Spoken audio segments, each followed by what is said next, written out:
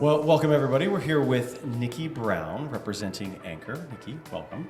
Thank you so Pleasure much to for have you having me. with us. So we're here during LA Blockchain Week at the ELEV8 studios in fabulous Marina del Rey in California. So to kick it off, please tell us a little bit about Anchor. Sure. So Anchor is a stablecoin that's pegged to the sustainable and predictable growth trend of the global economy. So it's a little bit unique among stablecoins, and it may be hard for some people to grasp the basic concept in that it's not pegged to a single fiat currency, which of course would be subject to inflation and all the market impacts that fiat currencies experience. So instead, it's pegged to this algorithm that's called the Monetary Measurement Unit, or MMU for short. Okay. And it takes in a bunch of data and the growth of the global economy, which has been proven to increase gradually over time. And so over the past 25 years, that average is about 2.5% per year.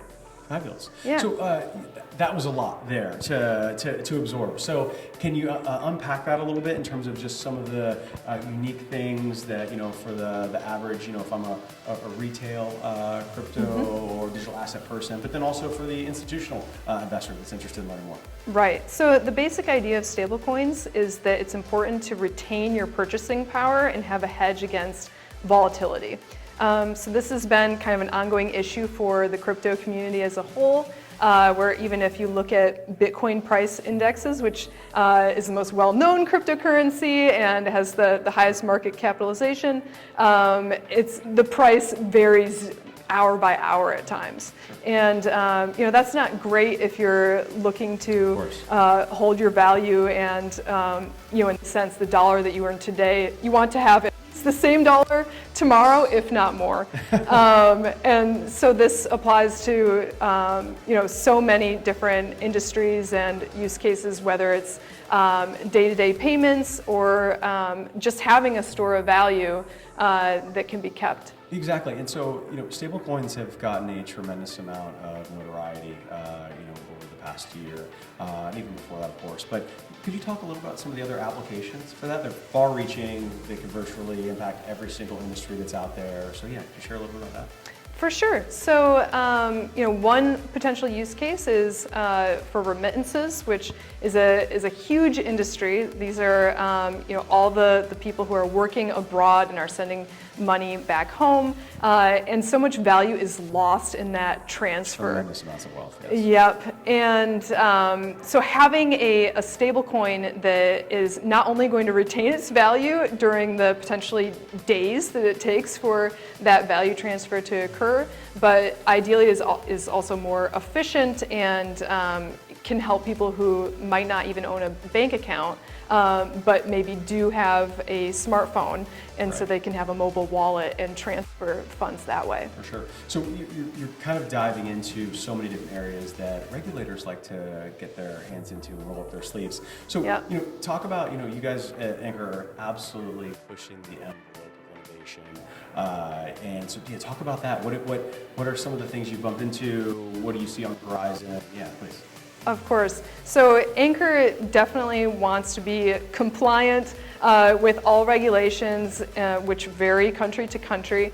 And I think that's the case for most crypto projects. The issue has been there's been a lot of ambiguity, and exactly. And back in April, the SEC did issue this framework for investment in digital assets, and the SEC did define what constitutes a security to be very broad, and that's been kind of a challenge for many projects that have a use case and want to retain that value.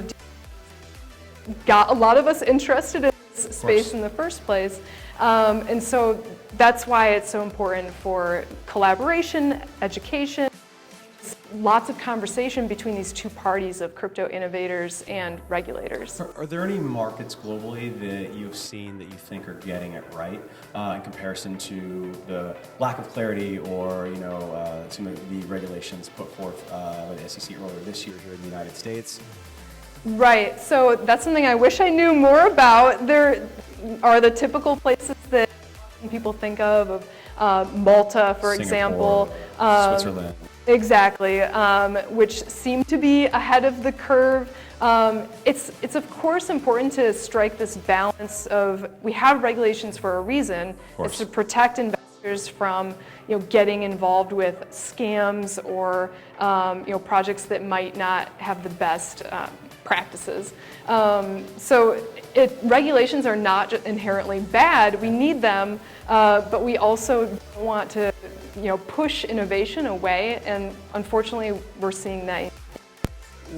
Imagine if years ago, when Silicon Valley was first emerging into what it would become, the epicenter of innovation and technology in the world, if we had regulation that stifled that.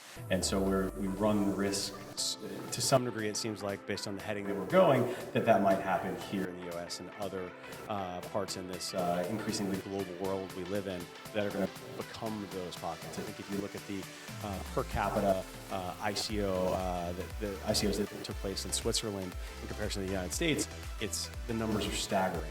How much more they have there than here, and they're regulating them. That's very, very friendly. Yep, those countries are ultimately benefiting from having that innovation there and the jobs it provides. And, exactly. So hopefully, continued conversation will happen, and we'll find that balance. Could you talk a little bit about speaking of innovation, obviously emerging companies, they need funding mechanisms. Yep. And something that's been incredibly unique about blockchain, cryptocurrencies, digital assets, this whole market is STOs, ICOs, and there's been a whole evolution and growth curve and kind of pullback that's happened there. Could you expand on that a little bit? It's been, for anyone who's been in this industry for even just 3 years, you will see so much change. It's incredible. So back in summer and fall of 2017, it was Wild West,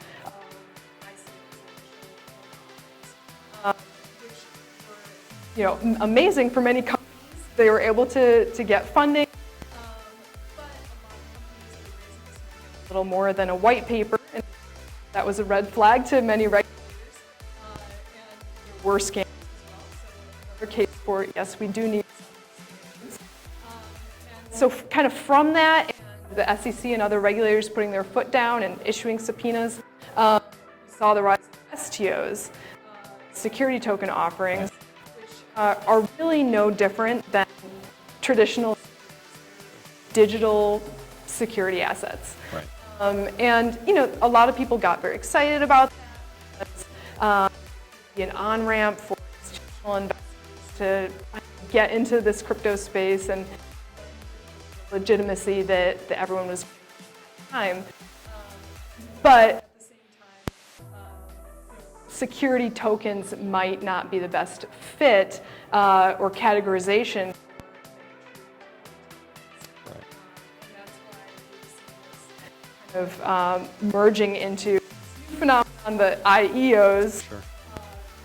Exchange offerings, where the exchange takes on all of the promotion and the KYC, AML, and so they would presumably bear the brunt of any regulatory requirements.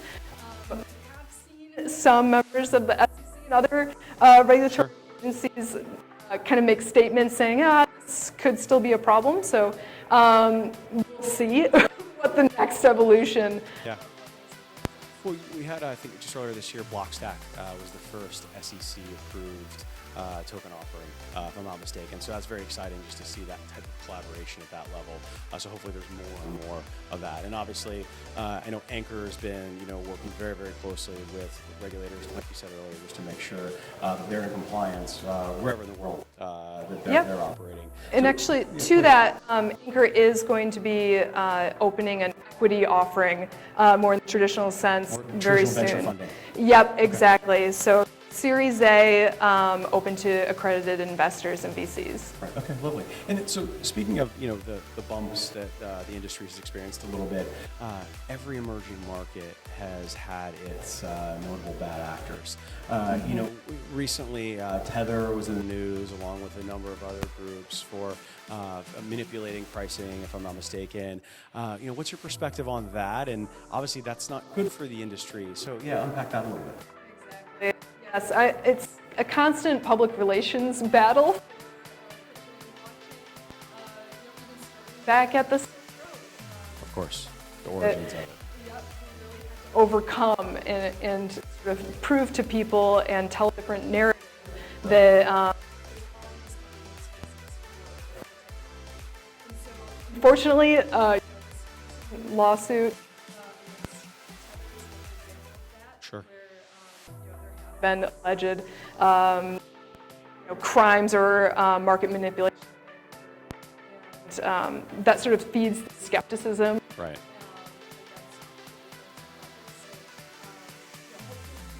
Focus on the genuine projects that which exactly far outweigh the individual examples of the negative things. And if you look at any market, even in mainstream finance, we have countless examples of much farther reaching fraud or market manipulation.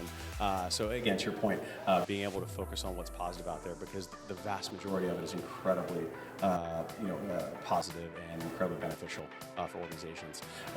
So speaking of consumer adoption and awareness, Libra this year certainly, if it's done one thing so far, it's done a fantastic awareness campaign for cryptocurrencies. So what's your perspective on that, and what are the lasting ramifications of that?